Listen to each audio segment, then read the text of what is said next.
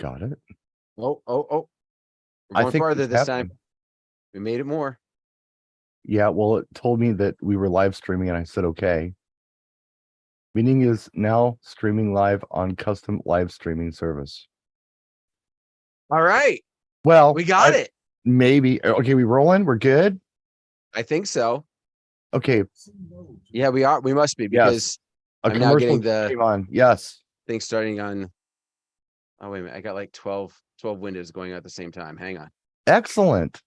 Okay. Okay. We're on, dude. We are on. Oh my goodness. Hi, everybody. So yeah. Hi, welcome. Monday night. It is a technological I was gonna say travesty, but no, travesty would be the wrong thing. We got this working. So miracle. Yeah. That's the word I'm looking for. Miracle. Right. Yeah. So Go tech. for those of you that don't know, obviously we're missing John, we're missing MJ. So things are a little different tonight. Bringing in Brian Red because, well, why not, right? What? Yeah. Well, if you can't get MJ and John, I'm sorry. You're gonna have to just work with me. Well, there was the third or fourth guy that I reached out to, but you know, they said you really got to be no, desperate to reach out to me for this stuff. Yeah, but I'm here. It's all good. I'm here. No, I'll be honest with you. Like, so John's got some things going on, and so just obviously, you know, everybody, if you do know what's going on, awesome. But if you don't know what's going on, we're not getting into it. Just say, you know, thoughts, prayers, you know, with him and everything going on. So, but here's the thing. So, what you've posted these videos recently? Okay. You know, like only like 4,000 in the past year and a half. Right? But more specifically, so recently you got talking about stress. Yeah. And you know, as I was thinking about this Monday night and what we were going to do. Just your title was enough that made me go, "Ooh, this is a hot topic right now." So tonight I want to talk a little bit about your scenario for those of the people that haven't kind of filled in and watched the two videos that you released regarding stress. You're right. But then I also kind of want to flesh it out. We'll talk about some other things regarding stress. So let's start with that first piece. So for those who have not caught your video, haven't watched it, give us the Reader's Digest version of what happened and, you know, your 2 cents on that. Well, it just seemed like that I was stressed out about every event to the point where it was kind of rooting the rest of my week. And as does Shocky's, one of the perks of being a full-time DJ is that you've got some time with your family, you have some time to do other things, but I wasn't enjoying that time. I just found myself stressed. So I had to ask myself why. And it wasn't because I can't do the job. It wasn't because that I was in over my head or I accepted a job that was, you know, too much for me or something.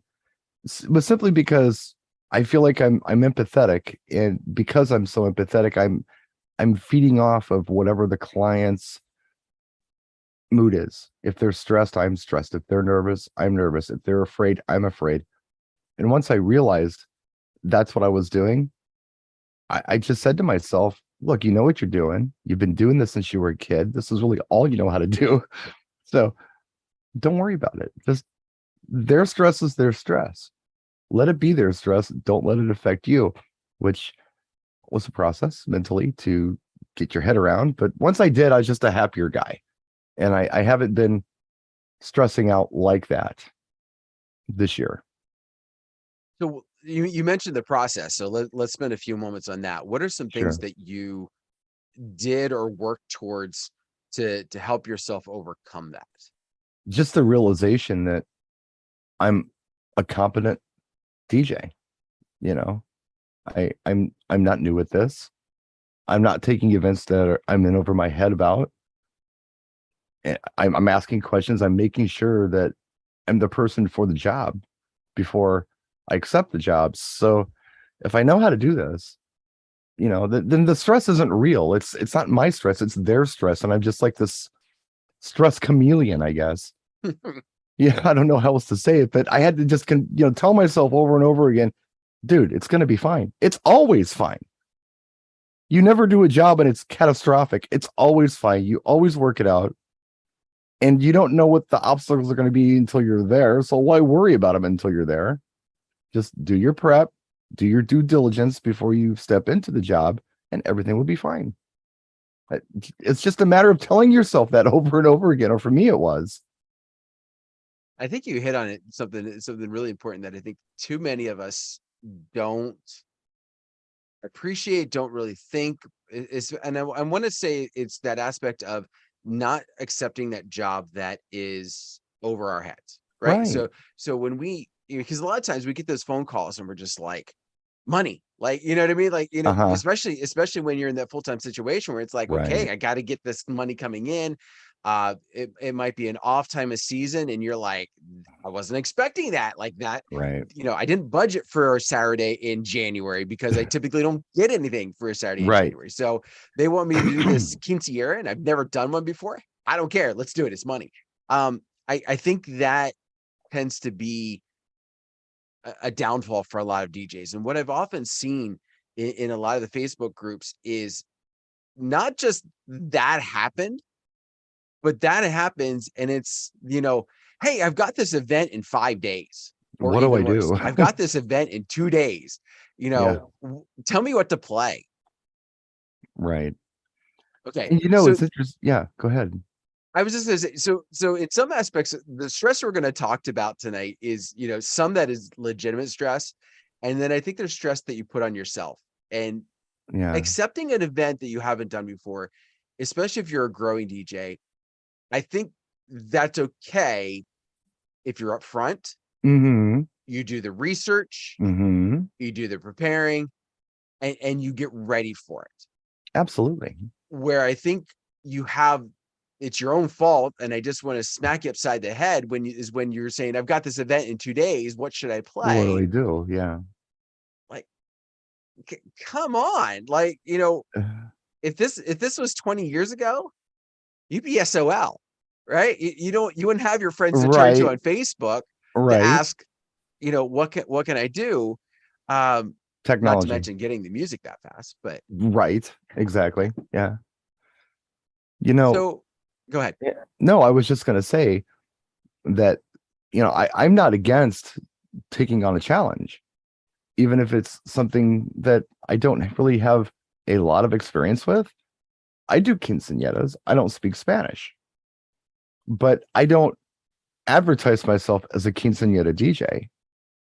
And when I talk to a potential client, I am very upfront with them. Say, understand this. I don't speak Spanish. And I know people who are amazing quinceañera DJs. But I'm honest about my abilities. I know the music, and I do. Absolutely. I know, the things that they do traditionally. If they're doing traditional things, I know those things. But I don't speak Spanish, and really, I could probably find you somebody who's a better choice. Just so you understand where I'm at, we're good. So I'm honest about it. Mm-hmm. I don't come at every client I have and say, "Oh yeah, it's going to be awesome." I'm not that guy. There are people out there, and that's how they sell. It's amazing. It's awesome. There have been people who put on trade shows who have said that. Tell you how amazing and awesome the trade shows are going to be. And you get there and there's 5 vendors and you've spent several $1,000s to get there. And these vendors have spent a lot more than that to be there because of this overpromise, underdeliver scenario. On the other hand, if you approach a situation where you say, yeah, you know what? I'm not exactly sure how it's going to go, but this I can do and this I can do. This I'm going to do my best with. Just if you're cool with that, then I'm good. And as long as the customer expectations are met, then you can't lose, I don't think. Yeah. But if you overpromise your abilities and then you underdeliver on the product, of course the customer is going to be upset. Of course it's going to cause you stress because you've promised the world and delivered, I don't know, a small industrial town in Detroit that has a high unemployment rate. It's different, And I think that's key. Like you don't want to exude no confidence, right? Like I think there is that level where you've got to be cautious of downplaying yourself so much. But right. I do. So for example, 2 weekends ago, I did my first same-sex marriage. It was an awesome opportunity with the two guys that reached out to me. They said, hey, he said, we're interested, in your services. We've read the reviews online. Like, we like what we've heard. And I said, I have no problem. I said, that's awesome. I said, just so you're aware, I've never done one. I have nothing against it. I've just never had that opportunity. Sure. And they said, okay. They said, we respect that. Like, you were completely honest with us. But we believe, and in our conversation, like I met with one, we did it all over the phone, and I was just like grilling them about the same things they were grilling me. And when it was all said and done, they said, no, we think you're the person for the job. And I said, awesome. I said, let's go ahead. And I said, when I said, I look at myself as inclusive, like in my forums and everything else. But I said, if there's something that's not, I said, be honest with me, let me know so I can improve, so I can grow. Sure. And I said, please know if there's anything that would quote unquote offend, right? Is not fitting up. They let me know. And they were fine with that. And you know what? That wedding was stress-free from that side. From that side. There were some other stresses, but that was also because, like, I prefer to do a lot of stuff. We talk about homework. I prefer to do my homework 2 months in advance. Before I finally was able to get them to lock into a meeting, because the one is a flight attendant and the other one is working crazy hours. It was a week and a half before the wedding. Sure. 2 months, week and a half. He ends under some stress. So I tell you something, just while we're on the topic, not to you're turn fine, left, but I've been doing the same-sex weddings, and gay weddings more. And I say gay because that's usually what the gentlemen who are getting married refer to them as. Same sex as, that could be either. I've done those 2 women as well, but the dirty secret is it's a wedding. It's nothing weird. It's just a wedding, and it doesn't feel weird when you're there and everyone's happy and supportive, and the music is the same. And the only thing that, I was talking to a friend of mine, I won't say who he was. The only thing that, like, a friend of mine had a hard time getting his head around the rhetoric that he uses for announcements. He always wants to talk about our bride and groom or Mr. and Mrs. And I'm like, why don't you just say our newlyweds, or, the newly married, or just Bob and Steve? How about that? You don't have to give these titles on things. It's like, wow, never thought of that. I tell you what I like about gay weddings specifically. And tell me if you felt this too. And if you didn't, maybe I'm going to point something out to you that you didn't realize.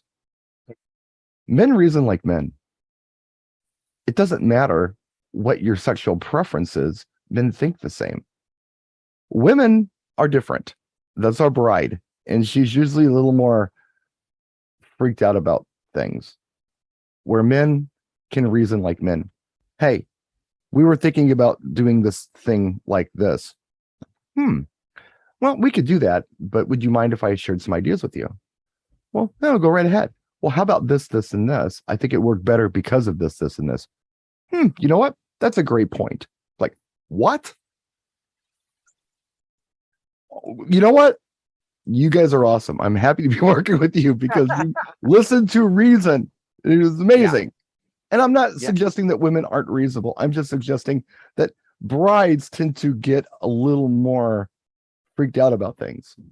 And of Address course, all hate mail to Brian S. Red. Yes, please, to me. Yeah. Bring it on.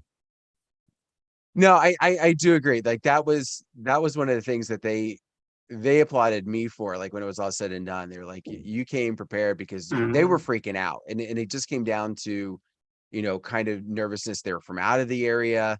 It was where they got married was about halfway between both families. And so they wanted to try and make it as best as possible. Yeah, that makes sense. They were nervous from the standpoint of, doing everything from a distance. And when it came down to it, it was like afterwards, they were just like, we were so worried. Like, and Richard was basically like, John was being your typical bride. He was worried about every little thing that we were going to have to do today. And he said it was fine. And so it was like, it was fun just to kind of see that, but it took that stress right out of the situation. And it was really just comfortable to be able to do that again, because as we said, the communication is going to be key. I'm doing a wedding for 2 gentlemen next weekend, and they have been very easy to work with, and they want what they want. Like they have some definite wants, like we got to have this. As long as they have this thing, whatever it is, they're going to be fine. Sometimes it's a lighting thing. Sometimes it's a style of cocktail music. So it's always something that they want that's very specific, just like any other wedding. As long as you deliver that, they're happy. It's just, yeah, just a breeze. But yeah, no stress on those for me, and no stress for you anymore because you've done them. You're no longer a newbie. Yeah, that's true. Professional. That's true. Yeah. Now when somebody asks me, I do 1,000 of them. Oh wait, no. Yeah. Not all in 1 year anyway. Yeah. No, definitely not. The other piece that I wanted to talk about was, the stress that we kind of put on ourselves, right? And let me kind of clarify that. So I'm sorry, Robin. By the way, I'm sorry, Robin. No, I wasn't picking on you. So. Oh, that's my true. friend That's Robin true. in the chat. Yeah. Yes. We love you, Robin. And by the way, we're thankful that she's been safe. She came through everything with Ian last week, and so I expect nothing less from Robin. She's just knocks it. No, she was going to take that. She was going to take that hurricane. The reason why I didn't take out Florida is because Robin stood in the way and said, "No, you're not coming to my area." Nope, not here. Exactly. Travis was behind her. I can see it all now. Yeah. Where was I going with that? Oh, this time of year. Dan. So no, it's fine. So this time of the year is, for around where I'm at, huge wedding, right? Fall seems to be bigger than summers ever were within my career. Me too. Okay, good. So I call myself the fall guy now. Okay. But no, really, I'm the fall guy. Okay. For wedding DJs. Yeah. And that really seems, and for a lot of people, I think that's the case. Unless you're in kind of a weird climate area or completely reverse seasons, everybody likes fall because you get the colors and you get the cooler temperatures and you don't have to, it's not 100 degrees in, barn. Absolutely. But I think one of the problems that I run into, and maybe this is just me personally, but it seems like this time of year, rather, I should say, is always the busiest also for my personal life. Gotcha. Well, you have younger kids yet? I do. Yeah. So I've got a 13 and I've got a 6-year-old. Yeah. 13-year-old's involved in sports and band and theater and scouts. And it's just we're running everywhere. I remember those days. Yeah. I don't know if it's more because of that, but it just feels like when it rains, it pours. Right. When I need to be planning for these events and I need to be able to put the finishing touches on these events are when I'm I've got 5 minutes. All right, let me grab my computer. Let me type something out. Right.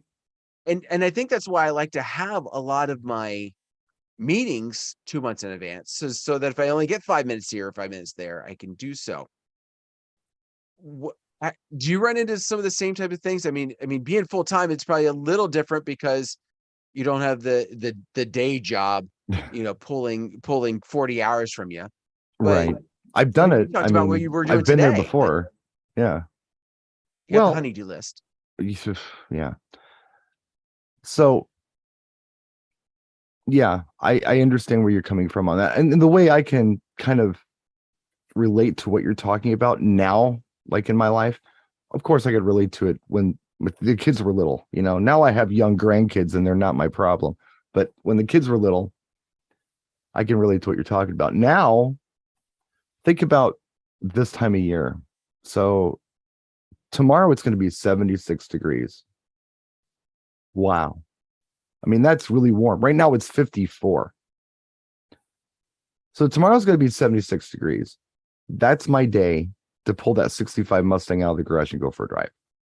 I don't know how many more nice days I'm going to have to do it. But that's what I'm doing tomorrow. If I had this heavy wedding I had to worry about for this coming weekend, I might not feel like I can take the time to take advantage of that nice day. Does that make sense to you? Totally.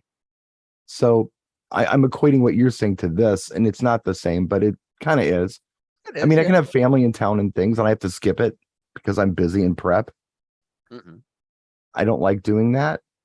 But I'm different than you in regards to the planning. I like to plan late, and I'll tell you why.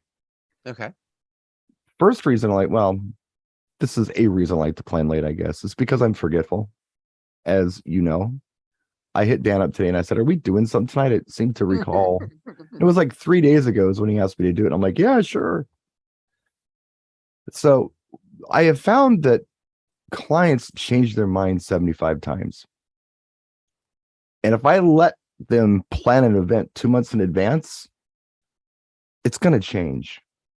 It's just my life. They're going to change something. And I'm going to have to go back and redo my timeline, my Word document, download a different song, whatever the case might be. So if I make them wait until like week and a half out to really just nail everything down, they don't have time to rethink it.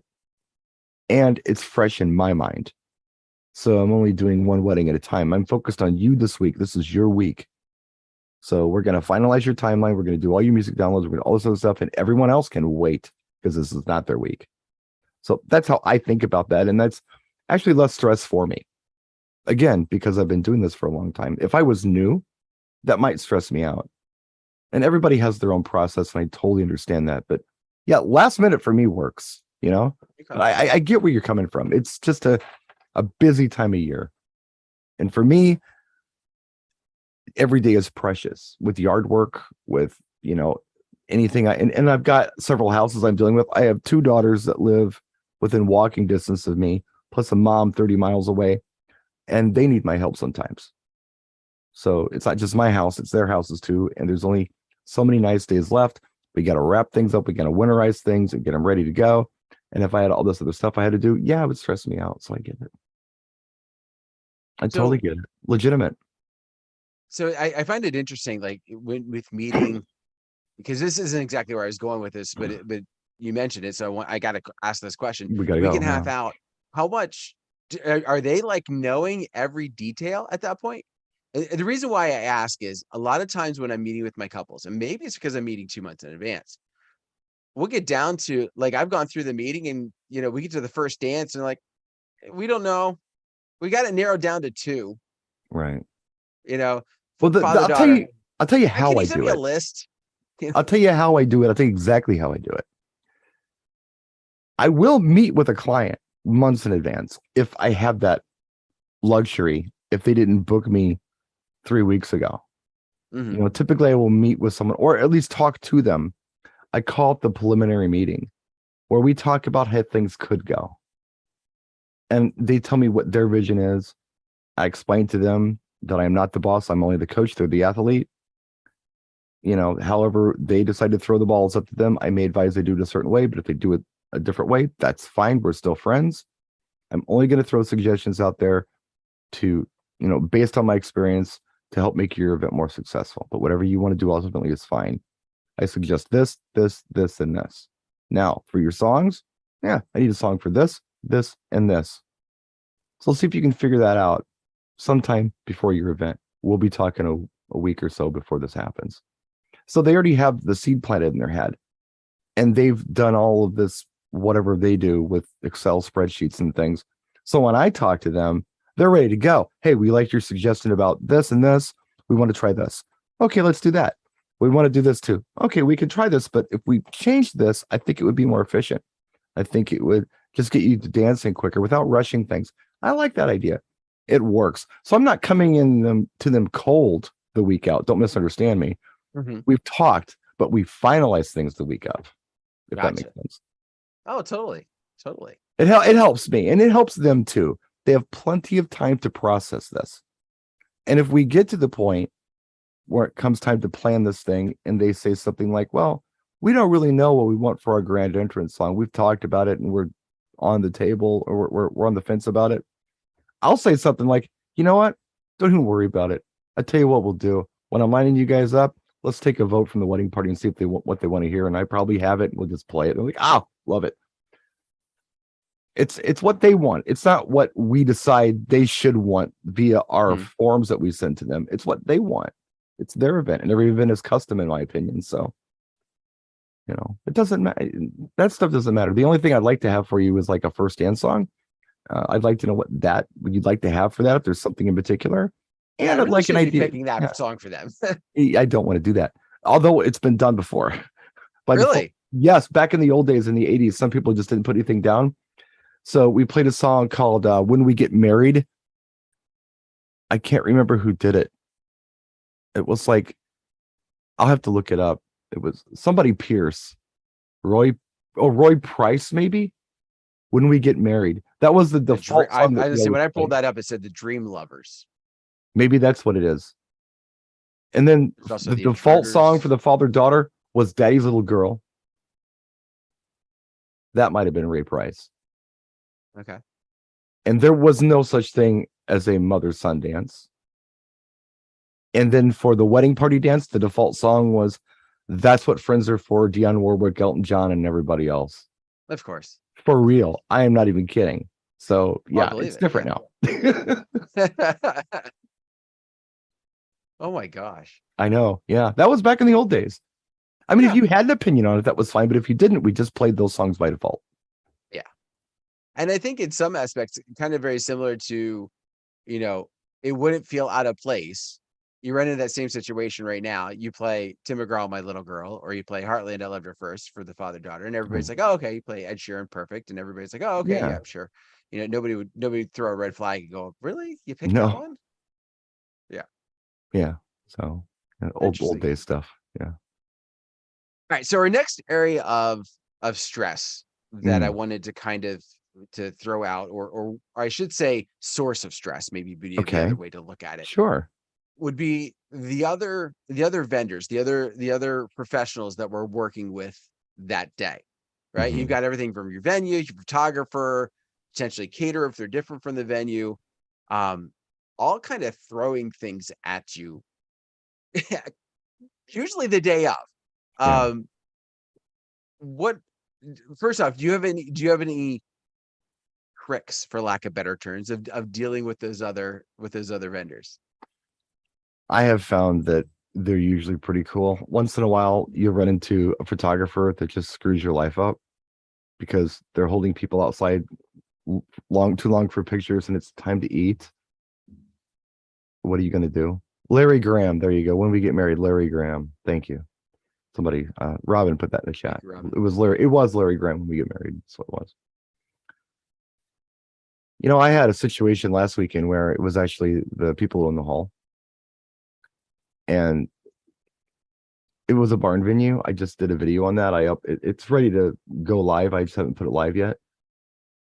Sometimes I don't know if you have you have to have barn venues where you're at.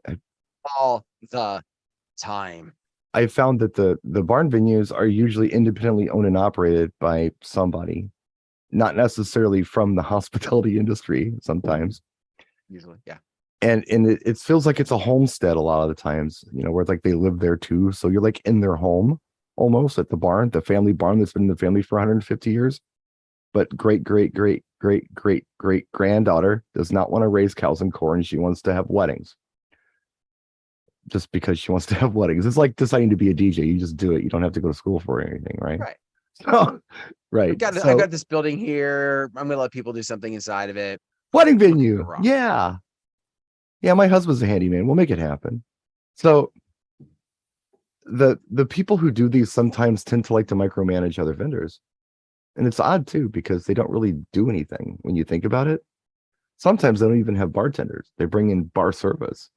They don't cater. They don't do photography. They don't do floral. They drive golf carts around, between the barn and the very inconvenient parking. And they give you lists of things to not do when you are at their venue. This is a real list. It is very fine print. I was to read this before I loaded in. I had to go get my glasses to do it because it's, oh my gosh, it's like reading a prescription bottle. It's worse than the ads about medication where they put the disclaimers on the bottom of the screen. It's worse than that. Look how small this print is. Well, you can't. It's small. Yeah. So she was kind of screwing with our program. I remember early in the evening, the caterer came up to me and said, "Hey, I'm the caterer." I'm like, "Oh, hey, nice to meet you." I said, "Food at 6, right?" He says, "Yeah." I said, "Everyone's seated at 6 o'clock for you." It's like, "Oh, that is amazing. Thank you so much." No one does that. I'm like, hey, I do it. Don't worry about it. That's what I do. So I will have everyone seated at 6 and ready to go. If you need some time, you let me know and I'll buy you some time. Oh, that's great. So we were all set to go. Photographer knew it. Everybody knew it. Then all of a sudden, the banquet manager wanted to get involved. It sounds like you have something a little different than I have. I'm like, okay, who cares? Because you're not doing anything. You're not serving. You're not announcing anybody. You're not getting anybody together. You're doing absolutely nothing. So who cares? Instead of me saying that, I say, okay, what do you got? All right. Well, this is why I did it this way. Oh, you still want it that way? I tell you what, you let the client know that's what you want, and I will change it. I have to go do something else right now. You know, do I stress about it? No, not really, because I've established myself as somebody that the client trusts, who has more experience than this person who owns this barn does. I've got kids older than this person, and I've been DJing longer than I've been a dad. So, I'm not worried about it. It doesn't stress me out. It's annoying, but it's not a point of stress for me. I do run into things like that. You ever had a surprise wedding planner? Oh yeah. Yeah. Oh yeah. You do all this stuff with your client. You're talking to me. You have meetings with them. And, oh, you're great. We're going to have so much fun.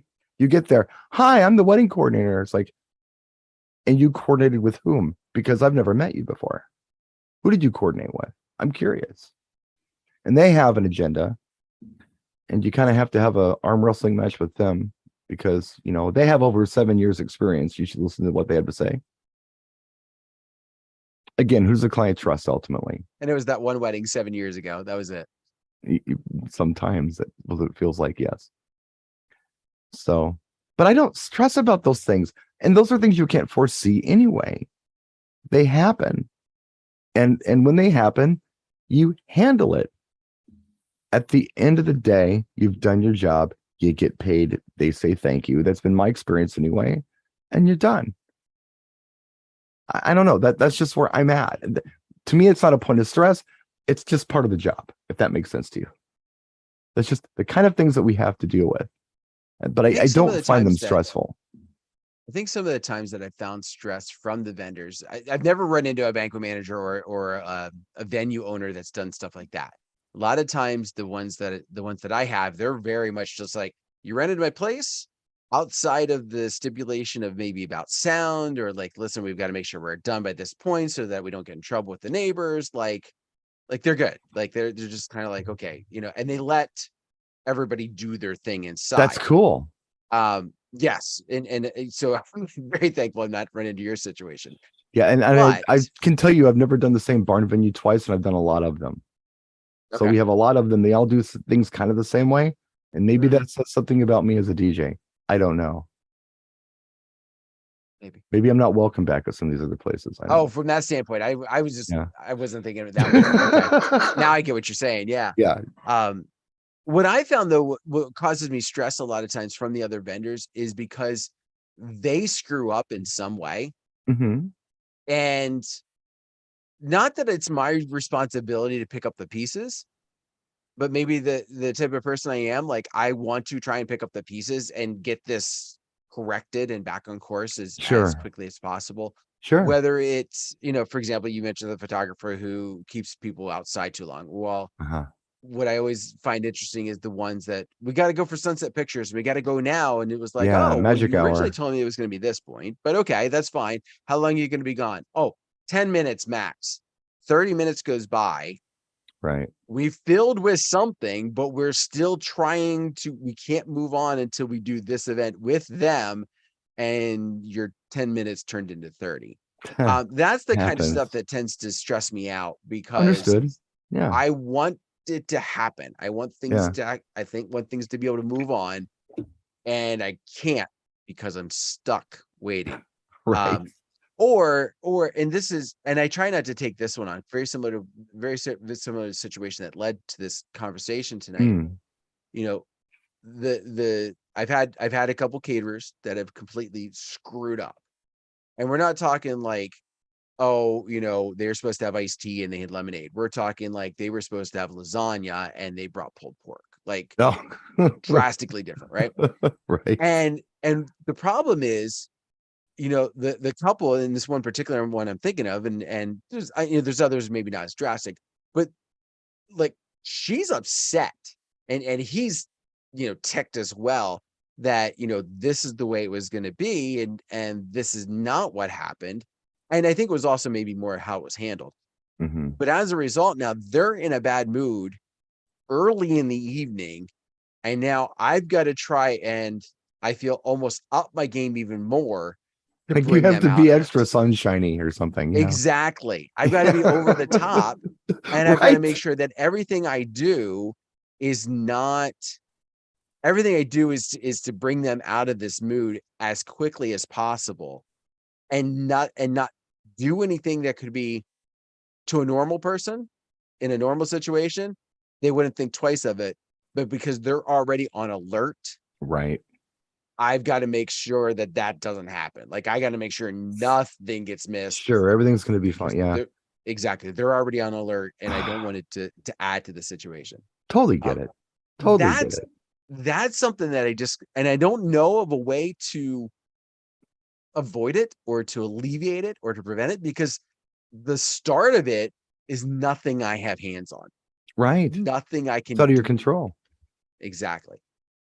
And so, looking for that, light at the end of the tunnel, I guess I don't know what there is, other than just to kind of, as you said in the very beginning, like, I know my job. I know I can do this. Right.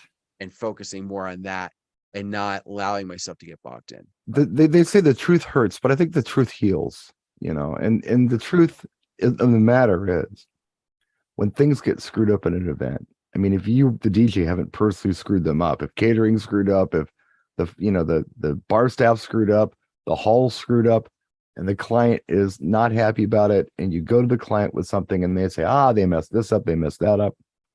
Hey, do you think anyone else notices? So what do you mean? It's like, well, you and I know it's messed up, but do you think they know it's messed up? Probably not. It's like, well, then it's fine. They're not even going to know the difference. They're not even going to know there's a problem.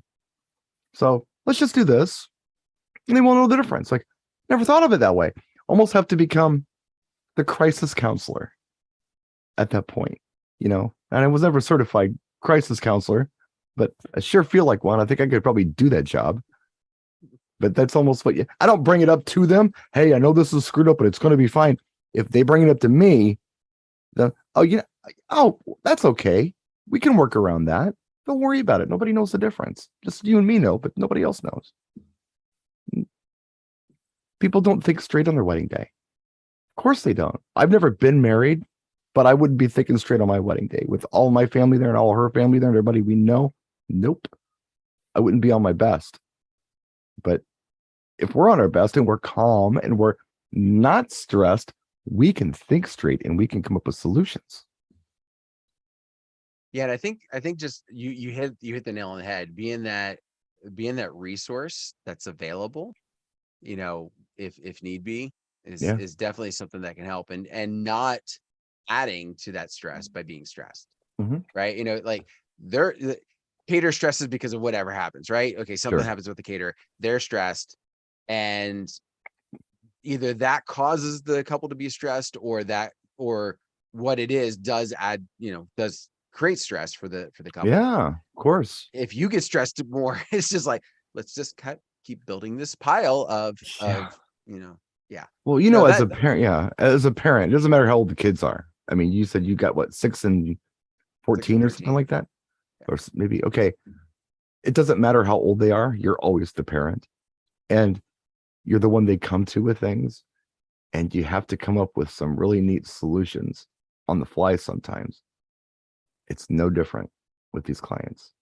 And it's not because you're better than them. It's not because you're in charge. It's because you have more experience than they do with the situation or with these situations, because we've been doing it longer. This is their first wedding, probably, maybe second. I don't know. But yeah, they're new at this, relatively new. Mm-hmm. We're not. So we know more. Just like when we're talking to our kids, we know more. It's not that we're really smart. It's just that we've been there. So I love when the couples will then turn to us and I'm sure you've had this before. Like the joke that they often will say sometimes is, I don't know, I've never been married before. Right. And they say that like it's the first time I've ever heard that. And my response is, what? You mean you haven't been married 20 times already? Right. And that that's usually gets unusual. them laughing. And no, it's unusual. Yeah. Yeah. 5 years. Don't say that ever. No. No. I don't know if that would go over that great. Probably not. Yeah, Rob in the chat, I agree. His quick post was drives me batty when I hear a venue owner say we do it this way typically. And that may be fine, but there's always more than one way to do something well. You know, and we hear this a lot of times. You always hear I should read it. You could do it, every hour. I'm sure somebody complaining about a room setup at some venue. And it's, well, we always do it this way. Well, yeah. But I also think in some ways, some of the stress that we create either for ourselves or for the situation comes from, for lack of better terms, not playing ball when you have that. We typically do it this way. Yeah. I mean, I can work with people in and just bend over and let, go wherever they tell you. But in the same respect, like, listen, I'd like to be able to do this. I think this would work well here. Yeah. And if they say, no, this is the way we do it, then learn to compensate for that night and then make the decision afterwards, whether this is a place you'll ever come back or whether. Yeah. Going back to what I said earlier in the show, I will tell my clients in the preliminary meeting, I'm going to make some suggestions. I've got some ideas. I'm going to listen, and I may make a suggestion, a change, or something different from what you're going to present to me. But just understand something: I'm not the boss. You're the boss. I'm the coach. You're the athlete. What you do is up to you. I feel like it would work best this way, but if you want to do it another way, that's fine too. We're still friends, and I'm that way with my clients for sure. I'm not quite as gracious with banquets because, again, why are you involved with this? Yeah. Let me do this. You go unclog toilets or something, because that's what you do. I do this, so let me do this. But I'm not going to start a fight. So if I have to, like I did last night, fine, we'll make some changes.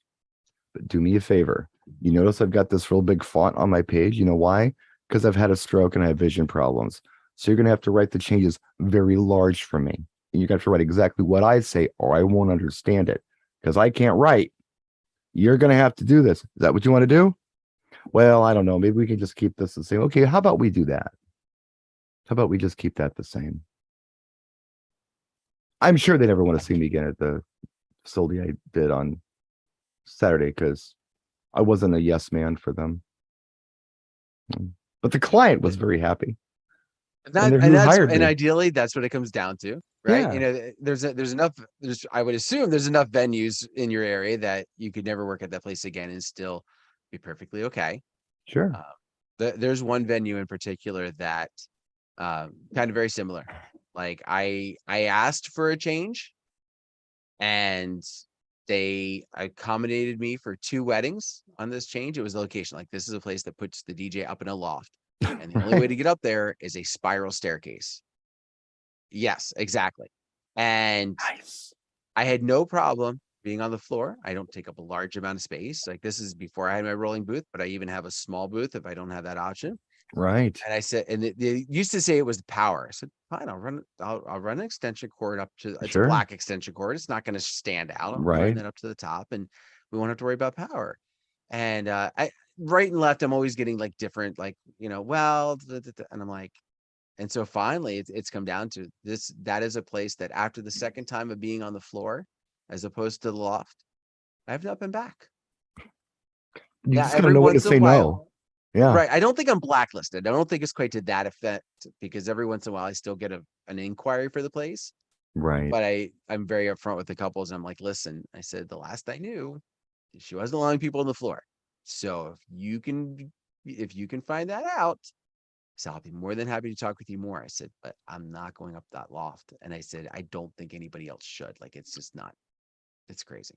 What I think the key is with anything like that,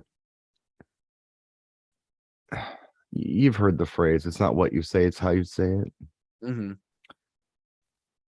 So sometimes when you're like this weekend, I was busy, I was running around trying to do setups and things.